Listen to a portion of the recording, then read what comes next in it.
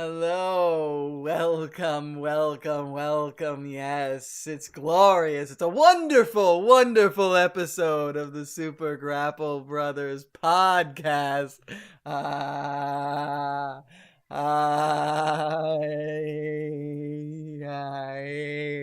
Yes. You know that's not all he does, right? I know. I know that's not everything he does, but I wanted to give a spirited introduction. Welcome, everybody, to episode 33 of the Super Grapple Bros podcast. If you can't tell from that introduction, we have been woken! Yep. As has Matt Hardy in the WWE. We're going to talk about all of that, in addition to some very troubling news about Rich Swann that just broke today. Literally just happened. And then in video games, we are going to be breaking down the Game Awards 2017, talking about all the winners and all the stuff that happened, including a certain specific developer who decided to go off script and use some colorful language. Don't know if you heard about that. Nope. Very interesting. You should have seen it. It was hilarious. We'll talk about it later.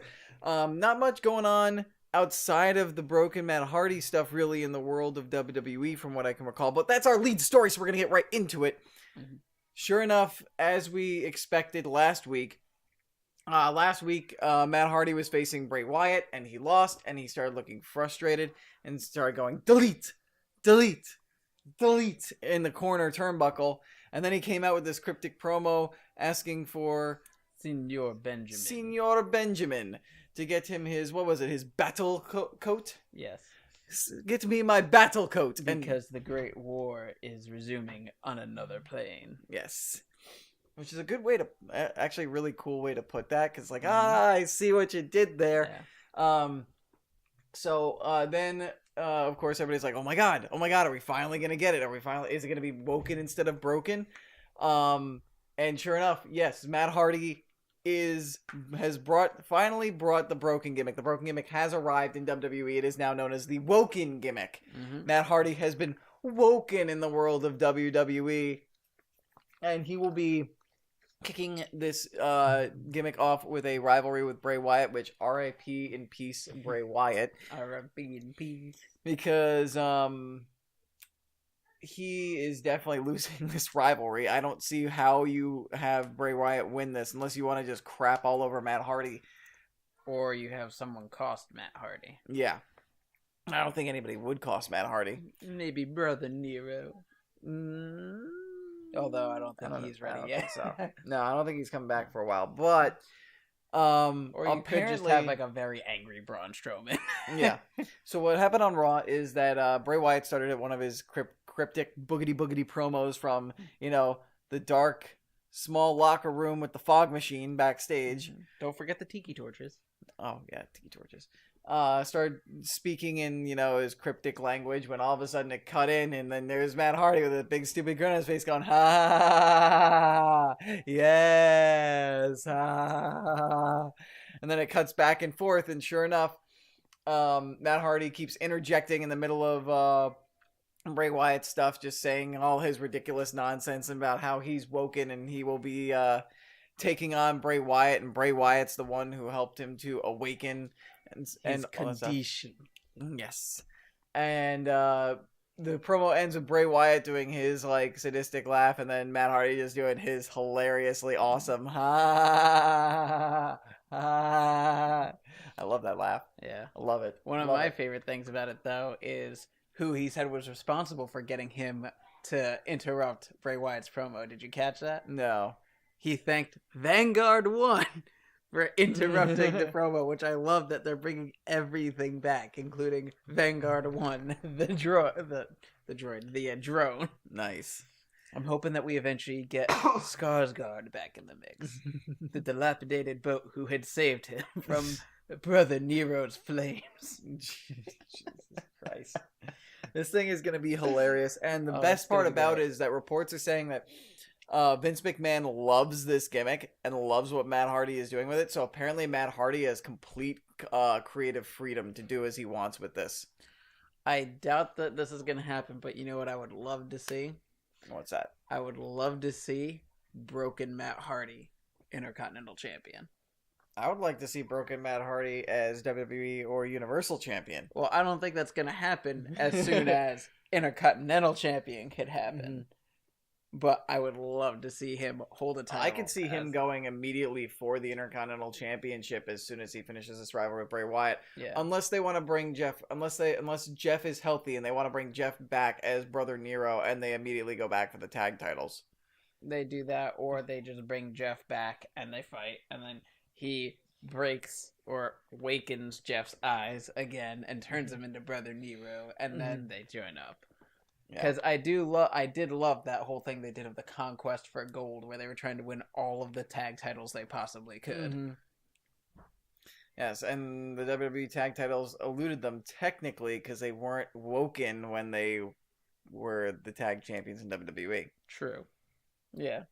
They're trying to win everything all at once. I mean, they can't really go and win everything all at once now that they're in the WWE. Yeah. But yeah, it's gonna be amazing. People be good. It pretty much broke the internet. Like, apparently, the video from the WWE YouTube that had his promo in it had 1.5 million views in about like 12 to 24 hours. Not surprised. Which is insane. Yeah. That's insane. I mean, WWE on YouTube has a lot of subscribers and they normally get a lot of views, but for a Matt Hardy segment, for a non-main event or something that doesn't have somebody like Roman Reigns or John Cena attached to the attached to the headline or the title of the video, like, that's impressive. Yeah. Although there was something else I wanted to point out about it that I'm now blanking on, which I'm very upset about, because there was a point I wanted to make. Oh, he did post a GIF earlier today, going back to when him and Brother Nero were getting ready to fight Decay, and I absolutely love it. Did you ever see when he brought Brother Nero and King Maxwell to his personal zoo? No, I did not. Oh man, he introduces him to the vessels of other great historical figures, and the gift he had shown was him training with Smokin' Joe Frazier. And do you know who that was? Was it like a bear? It was a kangaroo. And he had Brother Nero training with him first. And I love how it was just a gif of him getting kicked by the kangaroo, trying to block, going, "Yes, hit me, Joe, do it," and saying like, "Thank you, Joe, for your strikes to toughen me up." And he also has our first president, George Washington, as a giraffe. And I also loved him showing they're not vessels of any historical figures, but they have spot monkeys there. And he's named them after other spot monkeys, such as DJZ and Matthew and Nicholas, the Bucks of Youth. Jesus Christ. Yeah. I love it. Yeah, it's gonna be a fun ride with this gimmick. I am so looking forward to it. And he did mention like the whole Vessel Matt Hardy thing too in the promo, which we didn't point out. Yeah. On to other WWE news. I'll let you take the lead on this one because you've been the one who's been looking it up. Like pretty much right before we went live, this came out and you posted it. So, apparently not good stuff for Rich Swann. Nope. Or the Cruiserweight division for that matter because of it. Apparently early this morning, Rich Swann was arrested for apparently kidnapping and battery and holding someone against their will. Apparently him and his wife got into a bit of a skerfuffle, and she jumped out of the car and went to leave. And two witnesses and his wife are saying that he got out of the car, didn't park the car, just jumped out after she had jumped out, let it keep rolling, grabbed her in a headlock, and threw her in the back of the car, and then drove away with her. At least that's what those people are saying. He's claiming that he never touched her, and she got into the car on her own, and that he needed her to go with him because she had the GPS on her phone. But he's already been suspended indefinitely by WWE. Like I said, it happened early this morning, and they've already made the call. And he was all set to have a number one contender match a match to determine the number one contender for the Cruiserweight Championship against Drew Gulak, but it looks like he will not be able to make it for that match. No, he's gonna be out for quite a while until either. The only way I see his suspension being dropped and him not being released is if the charges end up getting dropped. Yeah, basically. Because if he goes to court for this, I'm pretty sure they're going to fire him, or they'll keep the suspension going until he's like properly prosecuted. Yeah. And a decision is made. So, don't expect to see Rich Swann in the WWE for a while, unfortunately. I mean, if he did what he did, he deserves it. But it's a shame to not be able to see him in the ring because he's a good talent. Yeah. But if he did what he did, he deserves to be prosecuted to the full extent of the law, and he deserves a suspension, unfortunately. And speaking of good talent, there was some breaking news this week from NXT that I am super excited about. I mentioned it to you in a text earlier this week that I'm super excited about. In 2 weeks' time, well, now, less than 2 weeks, we are getting the rematch of Pete Dunne defending his United Kingdom Championship against Tyler Bate. And I am so excited for that match. I don't know if you saw, but there was, not this week, the week before, there was a tag team match on NXT that was Mustache Mountain versus Pete Dunne and Mark Andrews. It was real good, and it ended with Tyler Bate hitting the Tyler Driver 97, on Pete Dunne and getting the pin. So, I am real excited for this rematch. Yeah, it should be really, really good. I mean, look at the last time they wrestled was a match of the year candidate, so this is probably going to be insane. Oh yeah, it's gonna be so good. Well, actually, the only thing that makes me nervous about it is it's on regular NXT, not a takeover or anything. Just regular. I'm NXT, sure it'll be one of those NXTs where either like half or most of the episode is just that match. True. Because they've had NXT episodes where like either one match is the entire episode, or like they have one match, one like promo-y segment, and then they have the actual like main event full match. Like half the show. Yeah. So I'm pretty sure that's going to be the situation, since you've got the rematch of Tyler Bate and Pete Dunne, or what is considered match of the year from WWE. I mean, technically they fall short of Omega and Okada when it comes to match of the year as a whole, but the best match WWE has put on all year, and it's going to be the sequel to that. I don't think they're going to skimp on that for time. Yeah, I mean, the only thing I think they might do to mess with it is I feel like we might get a false ending. I feel like we might get Pete Dunne or Tyler Bate winning by disqualification, probably Pete Dunne, because of the fact that the way the tag match had ended was Pete Dunne attacked Mark Andrews after they lost the match, despite the fact that Pete Dunne was pinned.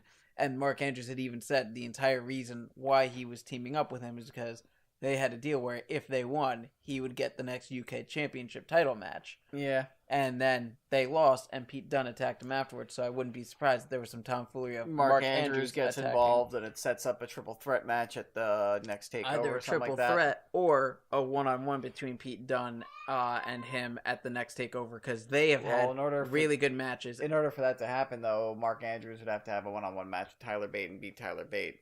You can't just have Tyler Bate in his rematch get screwed over and be like, well, you got screwed over, you're done, go away. Well, that's why what I'm thinking they might do is have something happen where Mark Andrews ends up facing Pete Dunne at the next takeover, which is right before Royal Rumble, and then have Tyler Bate versus Pete Dunne for the NXT or for the UK Championship at the takeover for WrestleMania weekend. I'm thinking they might set up for that, or hopefully, I doubt it, hopefully on the actual WrestleMania card. Maybe. But I doubt that. But yeah. So I have a feeling that might happen. I'm not sure, but it'll be interesting to say the least, because all three of those guys can go. Yeah. I don't think the UK Championship is going to end up on the WrestleMania card, just because think about how long the last WrestleMania was, and you're adding 1 hour, and you're adding one extra match on top of that, pretty much. So I'm pretty sure that will be a part of the takeover. I'm pretty sure the UK championship division is going to be tied in with NXT for the majority. And chances are, if they do want to move Pete Dunne up to the main roster, they may have him lose it to Mark Andrews. They may have him lose, or What I was thinking they might do is they might do something which I would be okay with this. Say they do a match between Pete Dunne and Mark Andrews at the Takeover for Royal Rumble. Then if they do Pete Dunne versus Tyler Bate at the Takeover for WrestleMania, that always happens either the night before or 2 nights before WrestleMania. Yeah. He loses it there, and then he shows up for the Giant Memorial Battle Royal the next day and have him win. Yes, exactly. Yep. That'd be a good thing to do. Love that. But we'll see, because, they don't always go with the obvious choice for the winner of the Andre the Giant Memorial Battle Royal. Remember that the man who stays hyped, although not with his partner anymore. But he's been getting trashed on Twitter by Zack Ryder. Yeah. I don't know if you heard about that. Did you hear about what Zack Ryder's been doing? Yeah, no, I saw that. Well, actually, we should first talk about the fact that it was this week, right, that the Hype Bros broke something up? Like that. It wasn't last week. Before, something like that. But yeah, Mojo Rawley turned on Zack Ryder. The Hype Bros are no more. And Zack Ryder posted images from WrestleMania 32, I believe it was, right? 32 is the one in Dallas. I think so, yeah.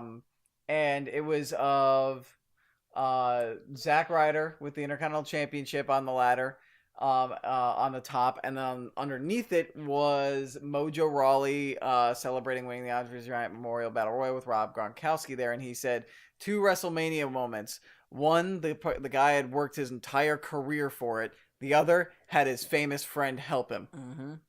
Needed his celebrity friend to help him win. Although my favorite thing that he did was I think it was even yesterday. Mojo Rawley had tweeted about how he's at the Performance Center lifting weights and talked about like dead weight.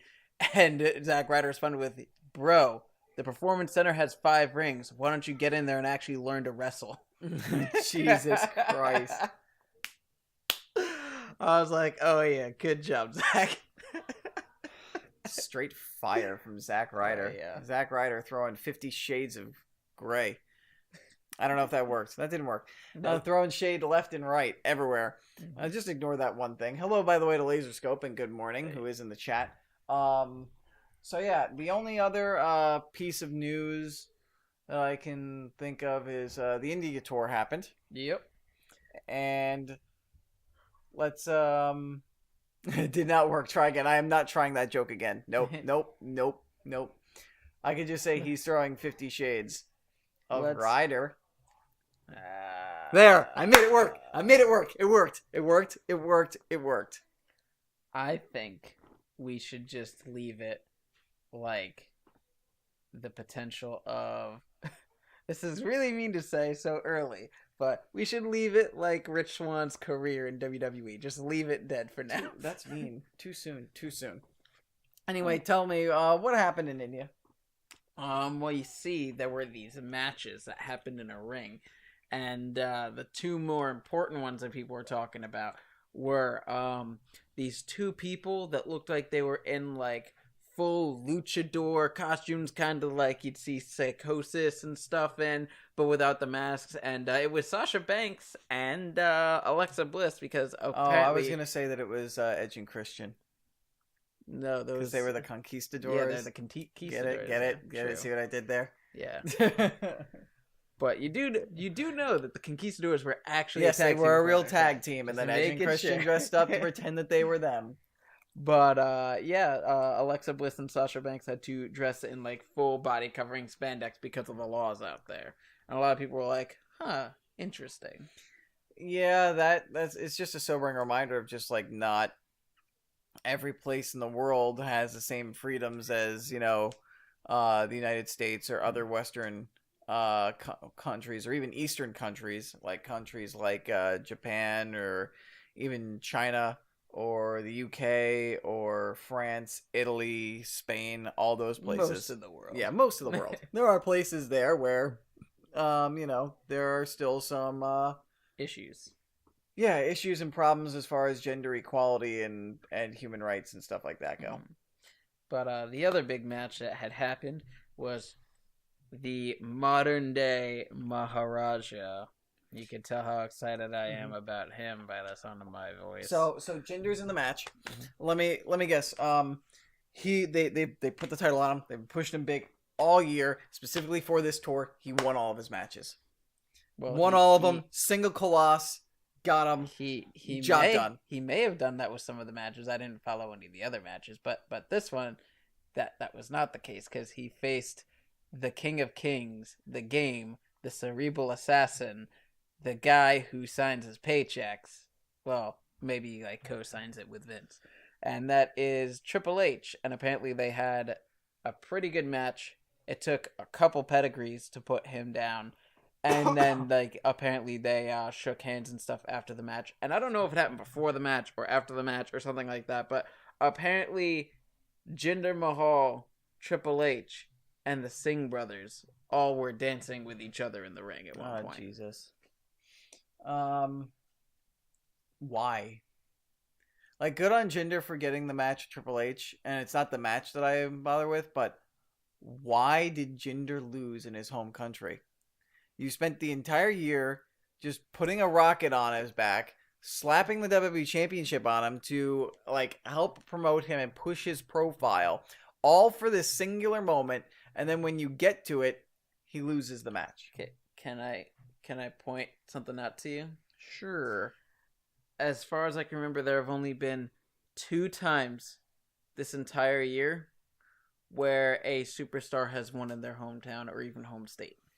Yeah, I mean, I and get that was So- Alexa Bliss with successfully, or I forget whether it was successfully defending or winning the women's championship, and successfully then defending because she won it against Bayley in Bayley's hometown. yeah, and Rich Swann. In hindsight, that was a mistake. Yeah, Rich Swann winning just a random match. And on the kickoff, Yeah, on on the the tag match kickoff. with Sasha Banks against like what was it, Noam Dar and Alicia Fox. Yeah. Alicia Fox. So those are the only times superstars have won. Like almost every other time, people were saying it's a bit of a curse if you're wrestling in your hometown this year. Because you're gonna WWE, where lose. we like to send the home fans happy. Send the home fans happy. Send the fans home happy. There you go. Got it in 2. Gotten to. It's okay. We can fix it in post. We'll do it live. Oh man. Screw it, we'll do it live. Yeah, but it's just like, why? Why is everybody losing at home? Guess I feel like it. It just doesn't make any sense to me. Yeah. Makes no sense. Well, I mean, as I argued for with Survivor Series when we were talking about that, I'll make a similar argument here just on the fact of, I mean, if they're gonna lose to anyone, at least they're losing to someone that is a guaranteed Hall of Famer and one of the greatest of all time in this business. I mean, don't write live. That's how you end up with 12 months of WWE. Zing from Laserscope in the chat. We're alive, pal. Don't do it on the. Don't do it. Don't do it on the fly like week to week. You know, you end up like WWE where they're like, "Hey, our storylines don't make sense continuity wise." Quick, Bray Wyatt, do boogity boogity. Boogity boogity boogity. Wait, do I wear the shawl this time? it's- No. Boogity boogity boogity boogity. Wait, it's not working. Quick, Braun, just go kill some cruiserweights. That's not working. Kane, kill Braun. Put him in a dump truck. Kill him. Literally murder him on TV. Wait, Braun, that didn't get enough attention. Let's bring you back to life. It's cool that we killed you on live TV. Yeah, we literally witnessed a murder on television this year. Not really, but really. Yeah, more or less. We saw Braun Strowman get murdered a few times. Attempted murder a few Yeah. times and actually murdered. Well, I mean, I guess he lives, so that's attempted murder too. But all right, whatever. I think that's gonna do it for our WWE talk this week, There right? is one other thing that's coming up that I forgot that I want to All right, mention. let's hit it quick. This week on USA Network, WWE is doing Tribute to the Troops. And Laserscope. That's right. And No, we talked about that. Yeah, that was the well, attempted murder. Well, I was referring to the dump truck. Now, when I said attempted murder, Okay. also I meant the Roman doing the whole ambulance thing. Yeah, true. Because Braun walked away, so it's only attempted murder. Yeah. But as I was saying, Tribute to the Troops this week, which I am super excited about because it's featuring superstars from Raw. It's featuring superstars from SmackDown. I believe 205 Live and NXT. Nice. More specifically, Adam Cole, baby. Baby. Undisputed Era is coming Nice. to Tribute to the Troops, so they're going to be on the USA Network Live, as well as some other people from NXT. I believe Andrade is going to be there as well. So, well, he's a champion, so he should be. So I'm excited to see what they're going to do with these guys on live TV and see how people react to it. Yeah, we'll see. It'll be interesting. I mean, yeah, it'll be a thing. Yeah. It'll be interesting. That wasn't me showing boredom. I just didn't get a lot of sleep last night. Yeah, I'm excited to. This is the first time, and I'm gonna say years that I've been excited for a Tribute to the Troops. So yeah, Tribute to the Troops coming soon. We've got a pay-per-view coming up too soon in a week. Clash of Champions. That's a thing. Yeah. Even though champions aren't clashing, the only thing I know about that is well, I mean they're clashing with competitors. The only thing that I really know about and kind of care about is that Bobby Roode has a chance at the U.S. title, and I'm like, go Bobby Roode. Nice. PSX keynote. I won't watch the PSX keynote, but what I did watch was the Game Awards, and that's perfect segue right there from wrestling into video games. I didn't get to catch up on the PSX stuff this weekend yet, but I think most of the major announcements happened at the Game Awards, where we got a ton of trailers. We got trailers for a few new games. I'm trying to remember all the games. We saw a teaser for what could be Bloodborne 2. We got a trailer for the new heist for Grand Theft Auto, which is like this insane heist that includes like high level espionage and stuff like that. Can I say what my favorite thing they revealed was? Sure. Soul Calibur 6. Yes. Soul Calibur 6 was a big announcement. Been so long since I've played a Soul Calibur, but I love how they had Mitsurugi in there. Yeah. Here's all the other stuff. World War Z got a trailer, which I was like, I want to see if this is based off the novel or based off the game or based off the movie. And I saw Running Zombies, and I'm like, it's like the crappy movie. All right, I'm ignoring this game. Yep. I'm sorry. Like World War Z is one of my favorite books of all time by Max Brooks, and the fact that like I feel like the movie bastardized it so much. Yeah. To see a game based off the movie like upset me a lot. Yeah, I don't blame you. That's why I'm getting nervous for it's called Way of Kings. Yeah, we also got a little thing for the Legend of Zelda Breath of the Wild, the Champions Ballad DLC. Oh, yeah, I remember hearing about which that. Which looks pretty cool. Reveal more about it. The Soul Calibur 6 reveal, which we mentioned, Mitsurugi and Sophitia was the other character revealed, correct? Right. Yeah. Mitsurugi and Sophitia. And then we saw a glimpse of a new character, like the back of them, who had like a double-bladed weapon. It was like a staff with long blades on either end. Well, you see, the issue is we know who it is. It's just the reason you couldn't really see them is because it's Darth Maul and he's locked behind a paywall through EA. Why did I know you were going there the second you started that? We also got Fortnite Battle Royale is going to get a 50 versus 50 team mode. So it's 50 on 50. If you die, you're done, and the one team wins. So it's interesting. It's an interesting take. It's something that PUBG hasn't done yet because they've stuck with the solos, duos, and 3 and 4-man squads.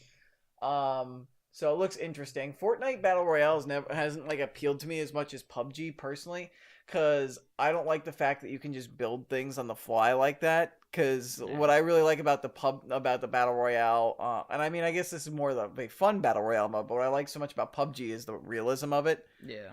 And being able to build walls and structures like just on the fly or like out of nowhere. I mean, I'm sure you gather the materials, just is weird to me and just a little like disjointed. But I understand that there's a lot of people who play it and it's very popular for a reason. We also got a reveal that Bayonetta 2 is coming with Bayonetta 1 packaged in for the Nintendo Switch. And then we got the reveal that Bayonetta 3 is happening. And it is happening exclusively on the Switch. Yeah, okay. I've never really... I'm not big on Bayonetta, but I know there's a lot of fans. So... More Death Stranding confusion. Death Stranding, I don't know what the hell Hideo could... I don't know what the hell Hideo Kojima took to think up of the idea of Death Stranding. It looks like it has to deal with multiple like universes, maybe a shadow realm, like different dimensions. I think the answer to your question is everything. I think he's taken everything, including not the kitchen sink, but whatever he could find under the kitchen sink. Bleach should help me make a game. Really weird and trippy, and like a lot of people are like, "Oh my god, this game looks amazing," but I'm also like, it does all we've seen look good. All like, we've seen is cutscenes. We haven't seen a single bit of gameplay, and honestly, this has been apparently he revealed that some of that was gameplay. How? Like moving? Apparently, the underwater stuff was actual gameplay. He said. Yeah, but the character as Norman Reedus wasn't moving around; he was just laying there. So like maybe that's the game. Is you're just playing as Norman Reedus lying around while all this weird crap happens. While there's a baby giving a thumbs up in your esophagus. Yeah. Oh, that was the weirdest friggin' thing. It's trippy as hell. My one biggest complaint with Kojima, and don't get me wrong, Kojima is like a legend in the industry for what he did with the Metal Gear Solid franchise. But you know my complaints about this as more than anybody else. Like, yeah, too much and also not enough nudity. No, that's not it. But you just derailed my train of thought. Yep. Starting with Metal Gear Solid 3, I felt like there started to be like the whole cutscene to actually playing the game ratio started to become way too imbalanced of just cutscenes, and it felt like you were watching Hideo. Like I feel like Hideo Kojima just wants to make movies, but nobody wants to give him a directing job, so he's just making these really ridiculous video games that have like that are mostly CGI movies that are like 50 hours in length and have like a few segments of gameplay. Personally, I don't mind at least how he's done some of them too much because it's been good. Like the story and everything has been good. And here's a good example with Metal Gear Solid 4. The end of it was like an hour long or something like that. I did not mind because I knew the ending was an entire movie in and of itself. Because I heard that it was going to be like that. So I was like, okay, I'm at the end. I'm just going to pause and me go. I microwaved a bag of popcorn. I beat the game and I sat there and watched a movie and enjoyed a bag of popcorn. Still, it's like you beat the game. Like, what if it was what about for people who didn't know how long that was? And it's like, okay, I can beat the game. I've got like an hour until work. Let's go. And then they're like a half an hour through. They finally beat the game. The cutscene starts, and then they're like, oh crap. Well, like, and then like there were other parts of the game where like you would play for a little bit. There would be like a 10-minute cutscene. Then you would literally play for like maybe 2 more minutes. And then there'd be like a 20-minute cutscene. It's like, Kojima, what are you doing? Like it's an interactive movie. No, interactive. At least put in QTEs. Then at least let me have to be on my toes and be doing something with the controller. Otherwise, make a TV series. Or make a movie. Well, it's not like I'm saying that like Kojima's stories are bad or anything. No. I would gladly watch Kojima if he started making movies and stuff like that. But just don't I feel like he's trying to disguise it as video games now. Do you want to know a fun fact that I absolutely love? What? Do you know about Metal Gear Solid 2 and 3 Subsistence? No. They are special editions of the games that they've made, where they get all this extra stuff in them. And with Metal Gear Solid 3 Subsistence, there was a special edition of that version of the game. So there was a special edition in which you got that. It didn't come with 2 discs like the other one did.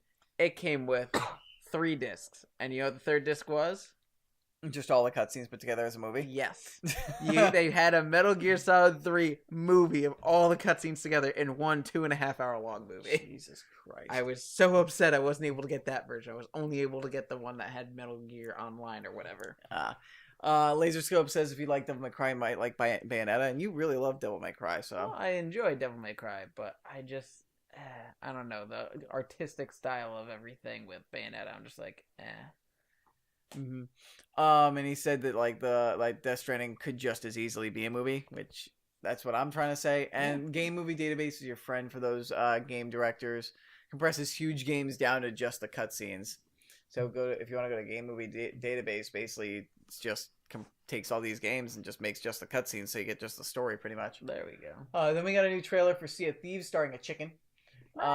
They showed all the different stuff you could, all the different like outfits you could wear. It showed like all the fun stuff you can do. Showed that you could shoot yourself out of a cannon to board, stuff that we've seen before. But I'm excited, and we finally got a release date for Sea of Thieves, and it's coming a lot sooner than I thought. I thought it was going to come next summer or maybe next fall. March 20th, 2018. Nice. So March 20th, guys, you can start eating banana stem first. Yep, stem first, and also carry chickens in cages. Yeah. It's good luck. Yep.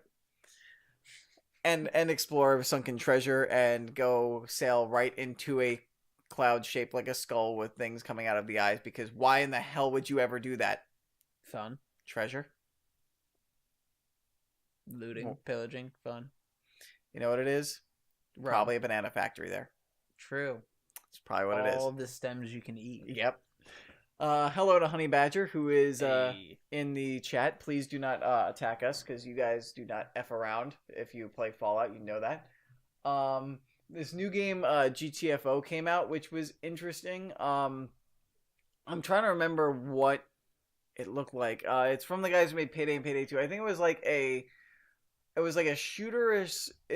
shooter-esque like horror type game, I believe, where basically the goal was you and your teammates had to like get the hell out. So you had the GTFO and GTFO? Yeah, you had the GTFO. New trailer from Metro Exodus. Doomsday Heist. Yep, that was the GTFO equals Left 4 Dead Heist. Cool. Nice. So that's what that is basically. It's basically, I guess it's pretty much Payday, which is heist, but now you got to deal with the undead at the same time. And then Honey Badger brings up also, which we mentioned before, the name of the new Grand Theft Auto Online heist is called the Doomsday Heist. Let's see. I'm not seeing the trailer here in this, but yeah, basically, it seems like almost a culmination of everything that's come before in Grand Theft Auto Online as far as the heist storyline goes. Mm-hmm. And it just looks insane. I think I saw stuff there were flying cars. Interesting. Like not just like I meant like cars with wings and jetpacks flying through the air. Cool. Like, it's pretty awesome. Definitely go check that out if you haven't yet, because it looks insane. And if you've played Grand Theft Auto and online, and maybe you've been away for a while, you may wanna log back on and get yourself ready for this, and grab some friends, because it looks like it's gonna be a ton of fun. And then the big news from PlayerUnknown's Battlegrounds is we got to see the release of the desert map, the brand new desert map, and the reveal that the reveal that it is now on the test servers, which I got to play.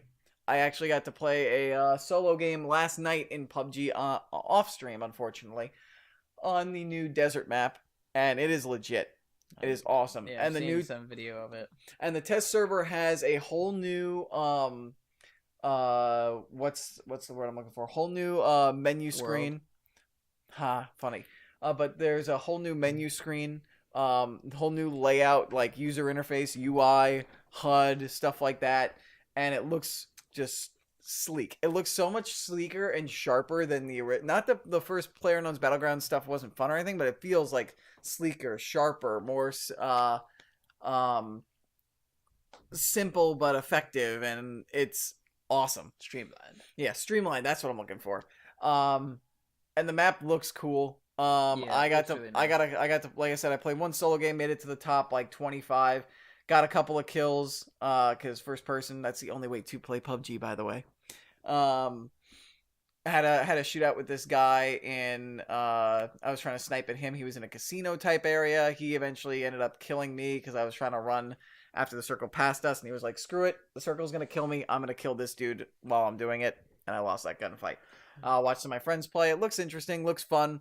I'm excited to play it some more. I'm excited to see this new user interface transition over. We don't know if that user interface and if the desert map is going to become a part of the game when the early access is over, which I believe early access ends this week or next week. I think it's next week. I know we got the date. I'm going to try and play this. Hopefully I don't get the audio on there. I'm gonna move this here to the end because it has PC 1.0 launch the 20th. So we are 8 days away from 10 days away. Oh, that's right. We're the 10th. I thought we were today was the 12th. Nah, 'cause we are there's a lot of 10 info days about the away. 12th, but So that would be next Wednesday. Next Wednesday is when Tuesday. the PC No, you're right. Wednesday. Yep. Will be the PC 1.0 launch for PlayerUnknown's Battlegrounds. The full version 1.0 will leave early access, and I believe that is also right around the same time as I believe that Tuesday the 19th is the early access launch for Xbox One X as well. Yeah. And Xbox One X is just going to have the regular main map and everything. I think the desert map will be coming to Xbox One X eventually after it goes through all of its early access stuff on PC. And that's all the stuff as far as reveals came out of the Game Awards. As Honey Badger mentioned, he's talking about the Game of the Year. He's upset that Legend of Zelda Breath of the Wild is your Game of the Year for 2017. He's upset. I would assume Honey Badger's upset because PlayerUnknown's Battlegrounds is on there. Other nominees was Legend of Zelda Breath of the Wild, Super Mario Odyssey, PlayerUnknown's Battlegrounds, Persona 5, and Horizon Zero Dawn, which during Game Awards, actually Conan O'Brien had a Clueless Gamer segment where he was trashing every single game, and it was hilarious. Nice. He was like, PlayerUnknown's Battlegrounds, a bunch of people are dropped into a map and they shoot and they kill each other. It's terrifying. Get this out of here. And he's like, Super Mario Odyssey, you're playing as Mario, you've got this hat that you can throw on, and it captures people, and you become that thing. That's stupid. Throws it away. And then he was, Legend of Zelda Breath of the Wild 1. Honey Badger believes that Persona 5 or Horizon Zero Dawn deserved it more. I feel like any one of these games could have won. I believe we both predicted Breath of the Wild, I believe. I don't even if I can remember. We didn't write down our predictions, unfortunately. I'm kind of glad that PUBG didn't win because the fact that like it's not a fully it's still an early access, not a full release game. They literally had a trailer for the release date during the event where it was being listed as potentially winning Game of the Year. Yeah. And Honey Badger agrees. He says, it's still an early access. Yeah. Like, you can't say, oh, this is the best game of the year if you're announcing the release date of the game during the event. Game of the Year, 2007. I hope I got the year right. Halo 3 beta. Multiplayer beta. It's like, no, you can't do that. Exactly. But yeah. Breath of the Wild won. I think it deserved it. I feel like any of these games could have won. So I have no complaints there. Legend of Zelda also took Best Game Direction, which is described as awarded to a game for outstanding creative vision and innovation in game direction and design. They beat out Wolfenstein 2, Resident Evil 7, Super Mario Odyssey, and Horizon Zero Dawn. I think I had picked Horizon Zero Dawn to win this. I don't even remember. But they didn't win it, unfortunately. Best Narrative went to What Remains of Edith Finch. That game beat out Nier Automata, Hellblade, Senua's Sacrifice, Wolfenstein 2, and Horizon Zero Dawn. I thought Horizon Zero Dawn was going to win that one, so I was wrong with that. What Remains of Edith Finch, I've heard good things about it. Winning this award just makes me believe that, now I really should try to play it. Lazy Scope thinks that Resident Evil 7 or Horizon Zero Dawn should have won Best Game Direction. I kind of agree with that. Best Art Direction, no question about this. Cuphead. We both had Cuphead on this one. Cuphead. That is some of the best artwork and art design I have ever seen in any video game, and it reminds me that I still need to play Cuphead. I've only beaten the first challenge level. I don't even know if I've played or beaten the first boss. Interesting.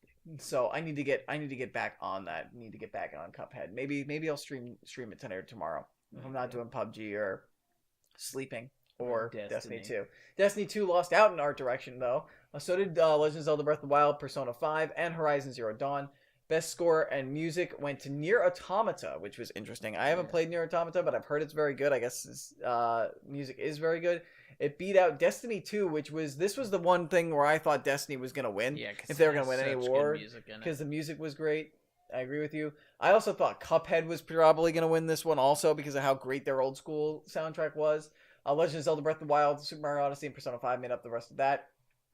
Best audio design went to Hellblade: Senua's Sacrifice. That beat out Destiny 2. Destiny 2 did not win a single award, which kind of feel like is a little deserved because Destiny 2 was a little underwhelming.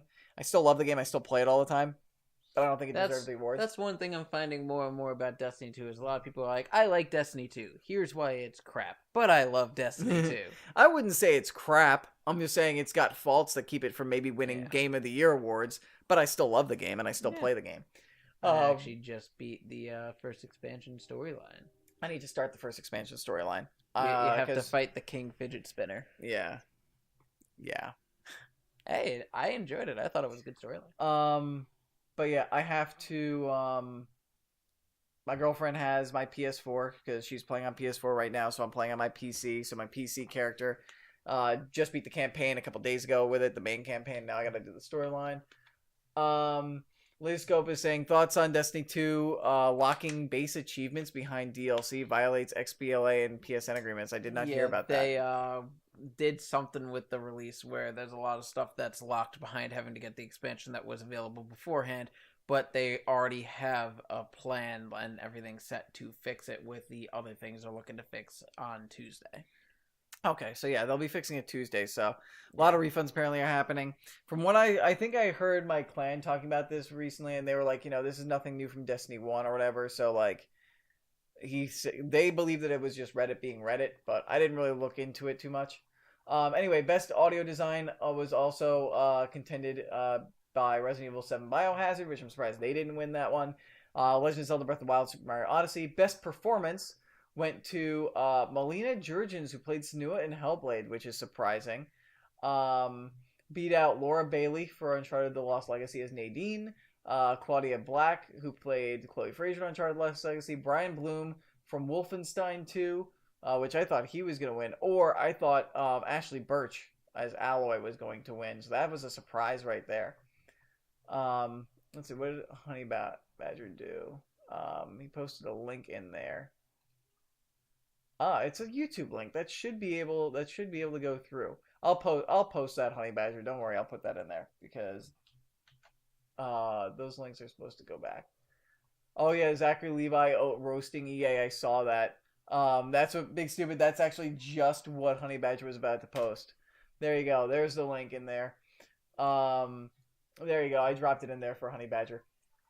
Basically, it was hilarious. Zachary Levi, I believe it was Best Performance he came on to give the award for. Came out, announced the nominees, went to go open the envelope, and he's like, "What's this?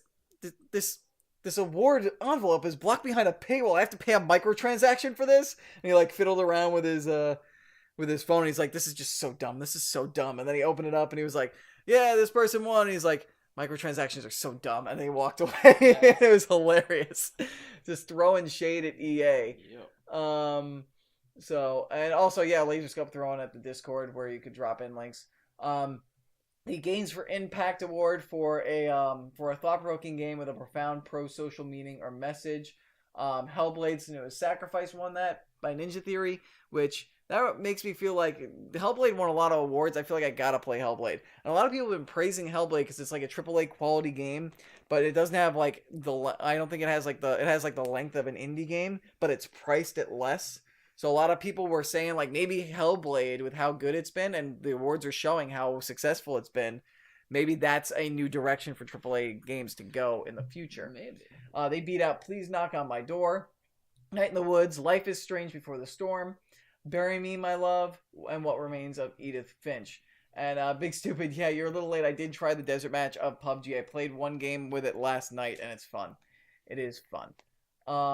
Best ongoing game was won by Overwatch, which Overwatch, we'll get to it later, also won Best Esports Game of the Night. Nice. So 2 awards for Overwatch this year, which I was shocked they won Best Esports Game, which not angry or upset, more shocked just because of the popularity of the other games in the esports genre. But Overwatch beat out Warframe, which makes sense.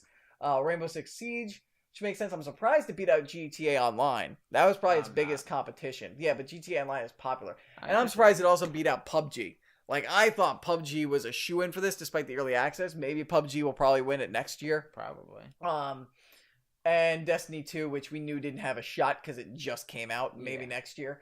But yeah. Overwatch with that big win. Best mobile game went to Monument Valley 2 over Fire Emblem Heroes, which was a shock. Yeah. Super Mario Run, Old Man's Journey, and Hidden Folks. Best handheld game went to Metroid Samus Returns over Poochie and Yoshi's Woolly World, Monster Hunter Stories, Ever Oasis, and Fire Emblem Echoes Shadow of Valentia. Best VR AR game, no surprise here. That's what everybody thought was going to win, Resident Evil 7 Biohazard. I thought maybe Super Hot VR would win, but I mean, I guess Resident Evil 7 would be the prime choice. I think we both went with Super Hot, but we both acknowledged the fact that Resident Evil 7 was probably going to win, and it did. Star Trek Bridge Crew was also in there, Lone Echo / Echo Arena, and Farpoint was there. Best action game, which hell yeah to Wolfenstein 2. They won best action game.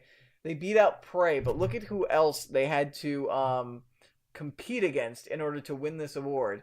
They had to beat out Neo, Destiny 2, and Cuphead. I'm surprised Wolfenstein 2 beat out Cuphead, to be honest with you. But props to Wolfenstein 2 for winning it. I'm not that surprised because Cuphead won other awards. Yeah, that's true. Honey Badger is asking if anybody's having a bad experience with the new Fortnite update. I don't play the Fortnite Battle Royale, so I wouldn't know. Hopefully, if Lee's got Big Stupid Play in the chat, they will be able to let you know, Honey Badger. And Wolfenstein, yes, Wolfenstein did deserve it. I do want to get my hands on Wolfenstein 2. It looks like a lot of fun. Yeah. It is just killing it with their games, Wolfenstein and Doom. Like, people were saying, what if you took the story of Wolfenstein 2 and the game and the shooting mechanics of Doom and combined them? That would be like the greatest game ever made. That'd be very good. Then we've got Best Action Adventure Game, Legend of Zelda Breath of the Wild. No surprise here. One, Uncharted Lost Legacy was nominated. So was Assassin's Creed Origins, Super Mario Odyssey, and Horizon Zero Dawn. I think we picked Assassin's Creed Origins to win this one. Yeah, because of the fact that it was like... Yeah, it was the only thing that was nominated for, and we were like, well, Legend of Zelda is going to win these other awards. We figured Horizon Zero Dawn was going to take one of these awards, and Super Mario was going to take another award. So we figured AC Origins has got to win something because people have been raving about it. So this would be it because it's the only thing that's nominated for. But no, another win for Legend of Zelda. Best RPG went to Persona 5. No surprise. Not surprised, even though they were up against stiff competition in South Park: The Fractured But Whole, which was received pretty well. Final Fantasy 15, which... If this was last year, Final Fantasy 15 would probably have a better shot, but it's been practically a full year since Final Fantasy 15 released. Divinity: Original Sin 2 and Nier Automata. Best fighting game, without question, went to Injustice 2, deservingly so. It was the only really good fighting game this year. Yeah, they're Heroes in a Half Shell, and they're coming to that game soon. Oh wait, gotta stop before we get past free use. Yeah. Tekken 7, Nidhogg 2, Marvel's Capcom Infinite, which was a big disappointment, and ARMS, which was not received incredibly well. Best family game, there's Super Mario Odyssey's win. Beats out Splatoon 2, Sonic Mania, Mario and Rabbids Kingdom Battle, and Mario and Robin. Where's Batman? Robin went into business for himself in the Mushroom Kingdom. Robin, those things are too cute for me to fight. You have to do it. Let's see. And Honey Badger telling Big Stupid that he opposes Zelda as Game of the Year. Big Stupid was stuck at work longer than he thought. Unfortunately, that's why he wasn't here earlier. Big Stupid was referred to by Laserscope. Basically, Game of the Year category was any of the candidates deserved it except for PUBG, pretty much. Right? Yeah. Honey Badger says that Injustice 2 is pure legit. That's speaking truth. And the bros ruled out PUBG for not releasing yet. Yep, we did. Best strategy game went to Mario and Rabbids Kingdom Battle. Understandable. XCOM 2, War of the Chosen. That was like an XCOM 2 expansion. Tooth and Tail is probably if Mario Rabbids Kingdom Battle wasn't this, Tooth and Tail might have won. Tooth and Tail is a game that's like pretty good from what I've seen. It just doesn't have a lot of mainstream exposure. So I would definitely recommend that if you enjoy best strategy game or strategy games in general, go check out Tooth and Tail. Total War Warhammer 2 was also nominated, and so was Halo Wars 2. Best sports / racing game, Forza Motorsport 7 beat out Project Cars 2. I'm a sports fan, let me do this. Pro Evolution Soccer 2018, NBA 2K18, FIFA 18, and GT Sport. PUBG did win an award, though, for Best Multiplayer Game. Despite not being released yet, it won Best Multiplayer Game. It beat out Fortnite in its Battle Royale mode, Call of Duty World War II, Splatoon 2, Destiny 2, and Mario Kart 8 Deluxe. Surprising. I thought Call of Duty World War II was going to win this. Or Fortnite for its Battle Royale.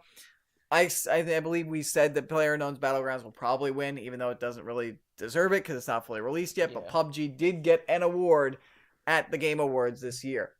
Then we've got most anticipated game, which is The Last of Us Part 2, which I do not agree with. I say Red Dead Redemption 2, because we haven't seen much of The Last of Us 2, and we've actually seen in-game stuff, like the world living and breathing in the world, in the game, in engine. Monster Hunter World was also nominated, so was Marvel Spider-Man and God of War, stuff we're all looking forward to. Cuphead also won Best Independent Game, beating out Pyre, Night in the Woods, What Remains of Edith Finch, and Hellblade: Senua's Sacrifice. I agree with that. Best Student Game went to Level Squared, which beat out Meaning, Impulsion, Falling Sky, Hollywood, and From Light. Dr. Disrespect won the Trending Gamer Award, which I was not surprised. We pretty much agreed. We're in agreement that if Dr. Disrespect's fans were going to come out to vote, he's going to win, hands down. They beat out Steven Spohn, Mike Grizek, Clint Lexa, and Andrea Renee. I'm kind of upset that Andrea Renee didn't win because I like Andrea. I've met Andrea before. She is the hardest working woman in the video game industry from a journalism standpoint. She busts her ass. She is like everywhere. You might remember her from GameSpot TV. She also does Yahoo Esports. She does What's Good Games, which is her own little business that she does with Alexa Ray Correa, formerly of Polygon, and a couple of other ladies. And she's also one of the hosts of the Kind of Funny Games cast, Kind of Funny. She is anywhere and everywhere as far as the game industry goes. Big Stupid is very happy that Doc Disrespect did win that award, though. Lascope does say it was a good fighting game year this year, though, because there was a new King of Fighters, a new Tekken, and GG Rev 2. Gungrave Rev 2, I believe that is. Rev 2 is going to lead right into Dragon Ball Fighter Z. Dragon Ball Fighter Z, if it is not fighting game of the year next year, I'm going to be shocked. We'll have to wait and see. But we'll see. There it is. Best esports game. Overwatch beating out Rocket League, League of Legends, Dota 2, and Counter-Strike Global Offensive. I am shocked that League did not win this. It's that good, though.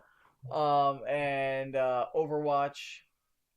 Good to see Overwatch winning. That's good signs for Overwatch going forward in the development of the Overwatch League that's going on right now. Yeah. All games that I feel could have deserved to win it.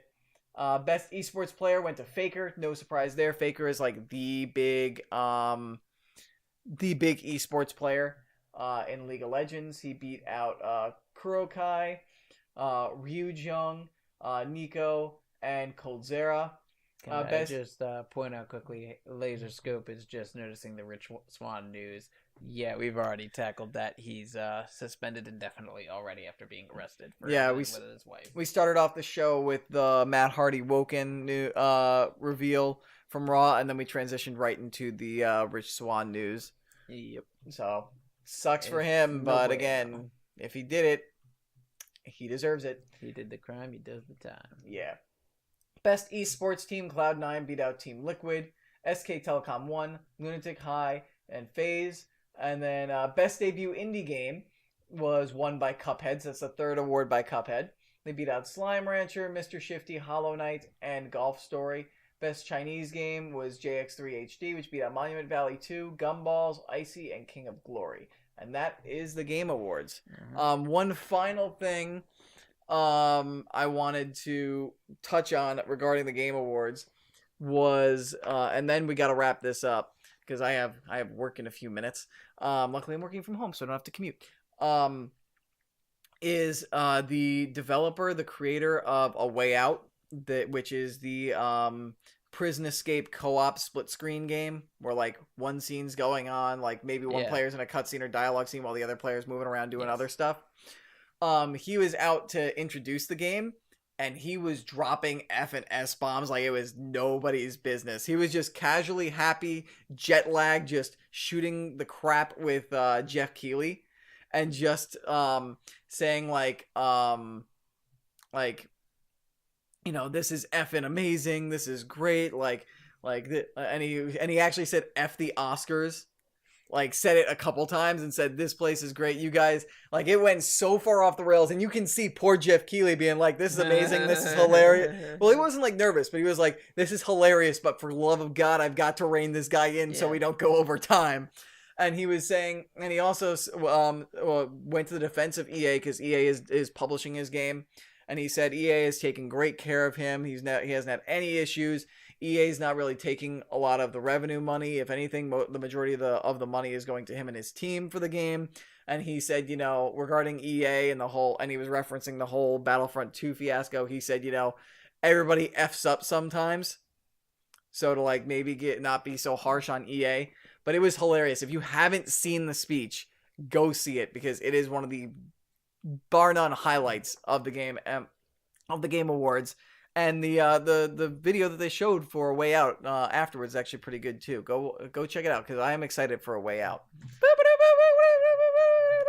Very quick Overwatch news here. This week, starting on Tuesday, December 12th, the holiday event is returning with a bunch of skins, including skins for Hanzo, Junkrat, Roadhog, and on top of that, they're going to have a May-focused event where it's May hunting a Yeti, a team of 5 Mays hunting a Yeti that tries to get power-ups to go into his primal rage. Yeah.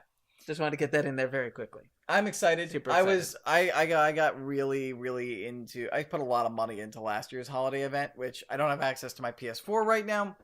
So maybe I'll have to get all the skins on PC, but I do have everything. I did get Santa Torbjorn, which I was really happy about, and Nutcracker Zenny. So that way I could be tossing my nuts at enemies. Yeah, I got the Santa Torbjorn, and I love it. Yes. Just want to wrap up the chat before we close things out. Honey Badger asked, I think that Switch is an overrated console. No, if anything, I think it's an underrated console. I think it's great. I think the number of games that are coming to it are amazing, and the portability of it makes it amazing, especially for commuters or people like who maybe have like families and they don't have access to the TV. They can play right there. It took the reason why I wanted a PS4 a step further of the remote access. Yeah. And Laserscope says typical Nintendo under-supported launch, but there's a market for that kind of thing for sure. Laserscope, I am so annoyed, or Honey Badger says to Laserscope, I am so annoyed by the fact that people do not provide enough content and quality for the price, but praised highly. I can't remember what that's in reference to. Well, anyway, it can both be simultaneously. Nintendo never launches enough games. It doesn't mean it's a bad system. Just means it's absolutely not worth being able to being an early adopter. That's a good point. I'm normally not an early adopter for most systems, though I was for the PS4. But yeah, they're just agreeing and all that stuff. They're having a nice little discussion. But that's it for us now for episode 33 of the Super Grapple Bros podcast. Before I get out of here, or we get out of here. Just really quick, what was your overall thoughts of the winners of the Game Awards? I'm not surprised, and the main thing I'm happy about is Overwatch winning. Yeah. Because, Overwatch. Big winners, Overwatch, Zelda, Nintendo in general, and Cuphead. Zelda. Those were your big winners, pretty much. And Hellblade. Hellblade. Those were your big winners from the Game Awards. Thank you guys so much for watching. We got to get out of here. It is noon. I will catch you guys later. Do not forget to catch us live on Twitch.